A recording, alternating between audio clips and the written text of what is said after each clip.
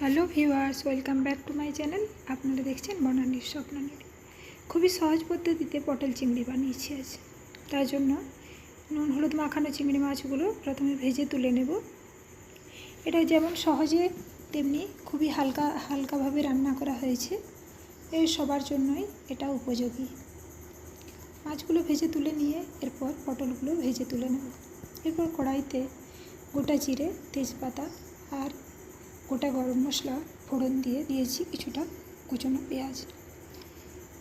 কুচনো পেঁয়াজটা দেওয়ার পর নেড়ে ছেড়ে নেব কিছুক্ষণ, যাতে পেঁয়াজটা ভাজা ভাজা হয়ে যায়। দিয়েছি অল্প একটুখানি বেটে রাখা রসুন। এরপর একটা টমেটো কেটে দিয়েছি।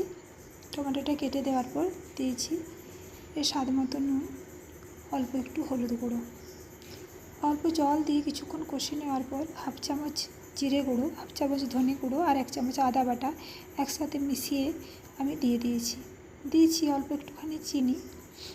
এরপর মশলাটা বেশ কিছুক্ষণ কষে নেওয়ার পর তেল ছেড়ে দিয়ে দিয়েছি পটলগুলো। পরিমাণ মতো জল দিয়ে এরপর কিছুক্ষণ ফুটিয়ে নেব। কিছুক্ষণ ফুটে গেলে দিয়ে দেব চিংড়ি মাছগুলো, ভেজে রাখা চিংড়ি মাছগুলো।